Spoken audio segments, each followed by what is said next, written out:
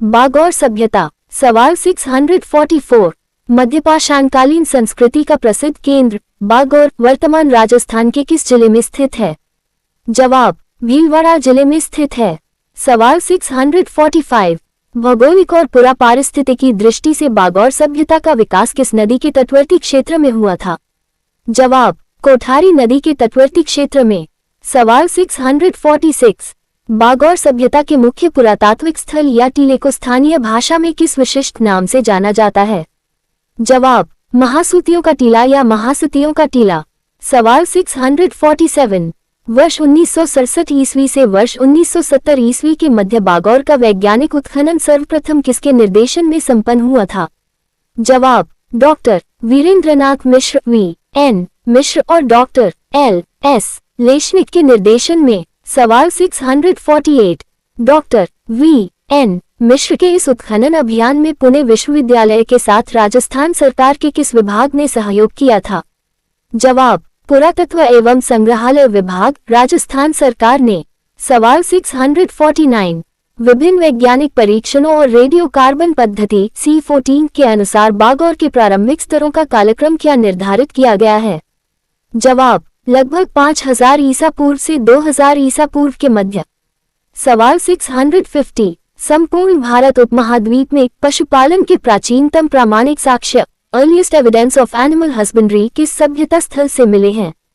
जवाब बागौर सभ्यता स्थल से। सवाल 651। बागौर से प्राप्त पशुपालन के ये साक्ष्य मुख्य रूप से किस प्राचीनतम ऐतिहासिक कालखंड के माने जाते हैं? जवाब मध्यपाषाण काल मेसोलिथिक पीरियड के। सवाल 652। अपनी अत्यधिक प्राचीनता और आदिम जीवन शैली के भौतिक अवशेषों के कारण बागौर को पुरातत्वविदों ने क्या संज्ञा दी है? जवाब आदिम संस्कृति का संग्रहालय, म्यूजियम ऑफ प्रिमिटिव कल्चर। सवाल 653। बागौर की खुदाई से किस प्रकार के पत्थरों के औजार इतनी भारी मात्रा में मिले हैं कि इसे पत्थरों के औजारों का सबसे बड़ा भंडार कहा जाता है? जवाब लघु पाषाण उपकरण, जिन्हें तकनीकी भाषा में माइक्रोलिथ्स कहा जाता है।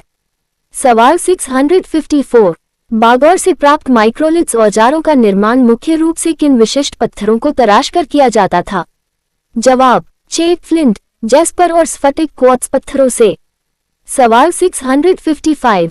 इन लघु पाषाण उपकरणों में शिकार के लिए प्रयुक्त होने वाले कौन से प्रमुख आकार देखने को मिलते हैं? जवाब स्क्रैपर, पॉइंट ब्लेड और त्रिकोणीय आकार के सूक्ष्म बानाग्र। सवाल 656। बागौर में क्रमिक विकास के कुल कितने सांस्कृतिक चरण या स्तर कल्चरल फेजेस उत्खनन में स्पष्ट दिखाई देते हैं? जवाब कुल 3 सांस्कृतिक चरण, प्रथम, द्वितीय और तृतीय चरण। सवाल 657। बागौर सभ्यता का प्रथम चरण फेज I मुख्य रूप से मानव की किस आजीविका पद्धति को प्रदर्शित करता है? जवाब शुद्ध आखेटिक शिकारी और प्रारंभिक पशुपालन आधारित पद्धति को। सवाल 658। बागौर के किस द्वितीय चरण फेज 2 में मानव ने पत्थरों के साथ साथ किस नई धातु का सीमित प्रयोग करना सीख लिया था? जवाब तांबा, कॉपर धातु का। सवाल 659। बागौर के द्वितीय चरण से प्राप्त तांबे के उपकरणों में सबसे अनूठी खोज कौन सी है जो बारीक शिल्प को दर्शाती है? जवाब एक सिरे पर छेद वाली तांबे की सुई, कॉपर नीडल विद एन आई। सवाल 660। बागौर से प्राप्त तांबे के बानाग्रों एरोहेड्स की क्या विशेषता है जो सिंधु सभ्यता के बानों जैसी दिखाई देती है? जवाब ये बानाग्र दोधारी है और इनके मध्य में उल्टे हुक बाब्स बने हुए हैं।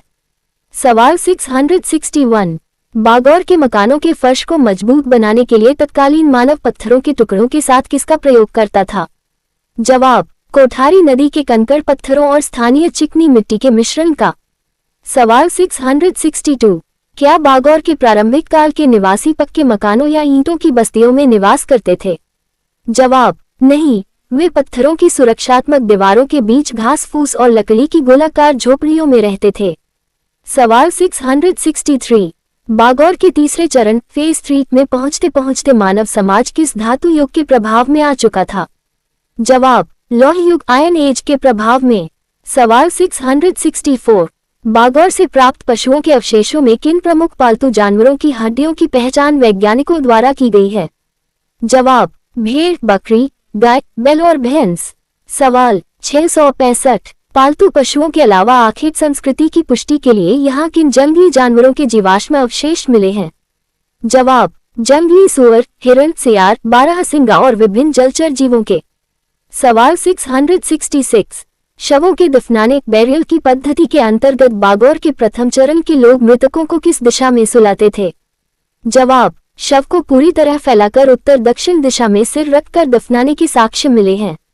सवाल 667, बागौर के द्वितीय चरण में शव दफनाने की विधा में क्या बदलाव आया जो पुनर्जन्म या पारलौकिक मान्यताओं को दर्शाता है? जवाब, शव को पैरों को मोड़कर फ्लेक्स्ड पोजीशन, आभूषणों और तांबे के औजारों के साथ दफनाने के साक्ष्य मिले हैं। सवाल 668, मृदभांड कला के विकास क्रम में बागौर के प्रारंभिक स्तरों से किस प्रकार के बर्तन मिले हैं?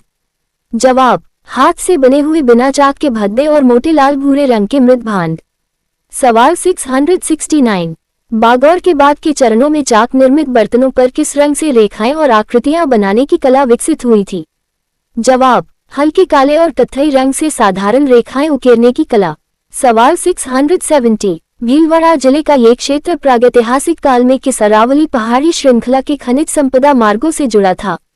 जवाब, मध्य पूर्वी अरावली के धात्विक और आखेट गलियारों से।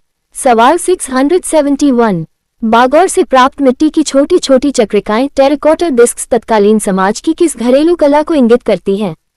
जवाब, सूतिया रेशों को लपेटने वाले तकुए या प्रारंभिक कताई कला को। सवाल 672, क्या बागौर के लोग सामूहिक रूप से भोजन पकाने या आग के बड़े अलाव का प्रयोग करते थे? जवाब, हाँ, झोपड़ियों के बीच में जली हुई हड्डियों और राख के बड़े ढेर हाथ मिले हैं।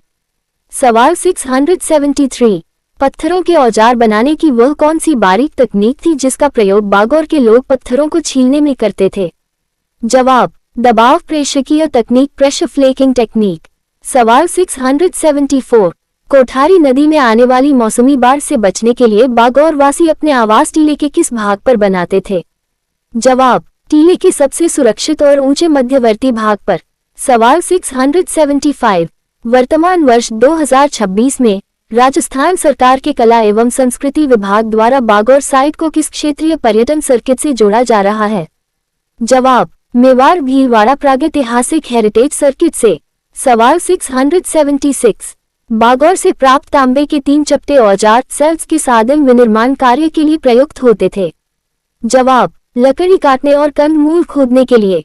सवाल 677, क्या बागौर संस्कृति के लोग सुदूर मालवा अथवा सिंधु घाटी के समकालीन लोगों से विनिमय व्यापार करते थे?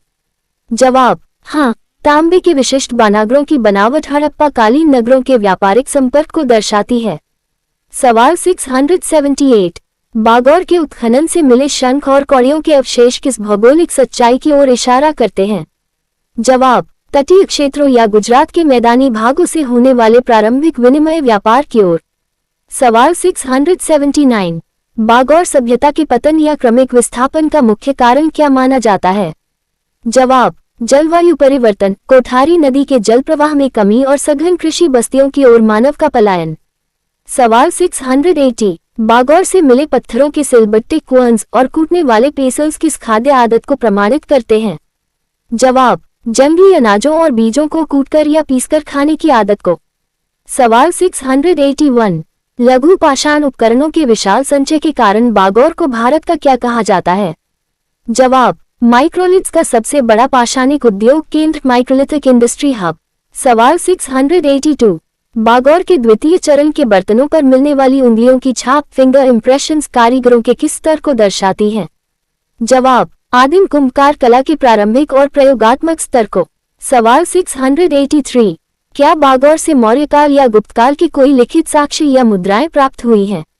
जवाब, नहीं, बागौर मुख्य रूप से एक प्रागैतिहासिक केंद्र है जिसके अंतिम चरण में केवल प्रारंभिक लौह अवशेष मिलते हैं। सवाल 684, भीलवाड़ा का राजकीय संग्रहालय बागौर से प्राप्त किन पुरावशेषों को मुख्य रूप से प्रदर्शित करता है? जवाब, यहाँ के माइक्रोलिथ्स, पत्थरों, तांबे की सुई और आदिम पशुओं की अस्थियों के मॉडलों को। सवाल 685, बागौर वासी अपनी झोपड़ियों की दीवारों को सीधा खड़ा करने के लिए किन लकड़ी के खंभों का उपयोग करते थे? जवाब, स्थानीय धाक, खजूर और बबूल की मजबूत लकड़ियों का। सवाल 686, यहाँ से प्राप्त मानव खोपड़ियों के वैज्ञानिक अध्ययन से तत्कालीन मानव प्रजाति के किस विन्यास का पता चलता है? जवाब, प्रोटो-ऑस्ट्रेलॉयड, प्रोटो-ऑस्ट्रालॉयड और भूमध्यसागरीय मिश्रित शारीरिक लक्षणों का। सवाल 687, बागौर के बर्तनों पर मिलने वाला कॉर्डमार्क्ड अलंकरण क्या है? जवाब, गीली मिट्टी पर रस्सी या धागे को लपेटकर बनाई गई खुरदरी सजावटी कला। सवाल 688, पत्थरों के औजारों की धार तेज करने के लिए बागौर के कारीगर किस प्राकृतिक घर्षण पत्थर का उपयोग करते थे? जवाब, नदी के किनारों पर मिलने वाले सैंडस्टोन बलुआ पत्थर के बड़े सिलों का। सवाल 689, बागौर सभ्यता में पाए जाने वाले मिश्रित आखेट का क्या तात्पर्य है? जवाब, भोजन के लिए केवल एक पशु पर निर्भर न रहकर जलचर मछली, कछुआ और थलचर दोनों का समान शिकार करना। सवाल 690, क्या बागौर से प्राप्त तांबे की सुई में धागा पिरोने का छेद आधुनिक सुइयों के समान ही शीर्ष पर बना है? जवाब, हाँ, यह इसके तकनीकी रूप से अत्यंत परिष्कृत होने का जीवंत उदाहरण है। सवाल 691, बागौर टीले के उत्खनन के समय खोदे गए मुख्य ट्रेंचेस को पुरातत्व विभाग ने क्या नाम दिए थे? जवाब, ट्रेंच ई, ट्रेंच एफ और ट्रेंच जी। सवाल 692, बागौर के निवासी अपनी सुरक्षा के लिए झोपड़ियों के बाहर पत्थरों की जो आड़ी तिरछी कतारें बनाते थे, उनका मुख्य उद्देश्य क्या था? जवाब, हिंसक वन्य जीवों और कोठारी नदी के पानी के सीधे बहाव को रोकना। सवाल 693, वर्तमान वर्ष 2026 में बागौर टीले के पुरातात्विक क्षेत्र को अतिक्रमण से बचाने के लिए स्थानीय प्रशासन ने क्या कदम उठाए हैं? जवाब, राजस्व रिकॉर्ड के तहत संपूर्ण टीले को संरक्षित पुरातात्विक भूमि घोषित कर जीआईएस मैपिंग की गई है। सवाल 694, बागौर सभ्यता के लोग आभूषण के रूप में कीमती पत्थरों के अलावा और किसके मनके पहनते थे? जवाब, पकी हुई मिट्टी के छोटे गोल मनके और शंख के बारीक छल्ले। चरण 4, रस्ट ट्रैप क्वेश्चंस। बागौर सभ्यता। 1. पशुपालन के प्राचीनतम साक्ष्य का क्षेत्रीय जाल क्रोनोलॉजिकल एनिमल हस्बेंड्री ट्रैप्स। आयोग का जाल। राजस्थान में पशुपालन के प्राचीनतम साक्ष्य केवल कालीबंगा और आहर की नगरीय संस्कृतियों से मिले हैं, जबकि पाषाण काल में पशुपालन का कोई वजूद नहीं था। ट्रैप से बचने का तोड़। ये कथन पूरी तरह भ्रामक और गलत है। नगरीय संस्कृतियों से बहुत पहले मध्यपाषाण काल लगभग 5000 ईसा पूर्व में ही बाघ और भीलवाड़ा से भारत उपमहाद्वीप के प्राचीनतम पशुपालन के प्रमाण मिल चुके हैं। परीक्षा में कालक्रम के इस जाल को हमेशा याद रखें कि पशुपालन पाषाण काल की देन है, न कि धातु काल की। 2. तांबे की सुई के साक्ष्य का तुलनात्मक जाल कॉपर नीडल एविडेंस ट्रैप्स। आयोग का जाल। छिद्र वाली तांबे की सुई ताम्रयुगीन सभ्यता के केंद्र गणेश्वर सीकर की अनूठी विशेषता है और बागौर जैसी पाषाण बस्ती में धातु का कोई अवशेष नहीं मिला। सत्य तथ्य, यह आयोग का पसंदीदा मिक्सिंग ट्रैप है। गणेश्वर से तांबे की वस्तुएं मिली हैं, ये सही है, लेकिन बागौर के द्वितीय चरण फेज 2 से भी एक सिरे पर छेद वाली तांबे की सुई और दोधारी बानाग्र मिले हैं। बागौर पूरी तरह धातु विहीन नहीं है, इसके उत्तरकालीन चरण ताम्र और लौहकाल को छूते हैं। 3. उत्खनन नेतृत्व और टीले के नाम का घालमेल। Excavation leadership traps. कथन 1 वर्ष 1967 ईस्वी में बी लाल ने भीलवाड़ा के मोदिया मागरा टीले की खुदाई कर बागौर सभ्यता को उजागर किया था। कारण आर क्योंकि यह स्थल बनास नदी की सहायक कोठारी नदी के तट पर स्थित एक औद्योगिक नगरी थी। ट्रैप विश्लेषण। कथन और कारण दोनों में तथ्यों का घालमेल है। बागौर के टीले का नाम महासतियों का टीला है, मोदिया मागरा गिलों के टीले का नाम है। साथ ही इसका उत्खनन डॉक्टर V.N. मिश्र ने किया था, न कि बी लाल ने। नदी कोठारी सही है, लेकिन यह नगरी नहीं बल्कि आदिम ग्रामीण आखेटिक बस्ती थी। चरण 5 previous year pattern based questions RPSCRAS। प्रश्न 1 निम्नलिखित में से राजस्थान का वह कौन सा प्रागैतिहासिक स्थल है जिसे आदिम संस्कृति का संग्रहालय कहा जाता है और जहां से पशुपालन के प्राचीनतम साक्ष्य मिले हैं? RPSC पैटर्न अ तिलवाड़ा, ब बागौर, स डेडिकर, द कुराड़ा। उत्तर ब भीलवाड़ा के बागौर को आदिम संस्कृति का संग्रहालय कहा जाता है और यहाँ 5000 ईसा पूर्व के मवेशी पालन के साक्ष्य मिले हैं। प्रश्न 2 बागौर सभ्यता के संदर्भ में निम्नलिखित कथनों पर विचार कीजिए। रसप्री पैटर्न 1 ये स्थल भीलवाड़ा जिले में कोठारी नदी के तट पर स्थित है। 2 यहाँ से विशाल मात्रा में लघु पाषाण उपकरण माइक्रोलिथ्स प्राप्त हुए हैं।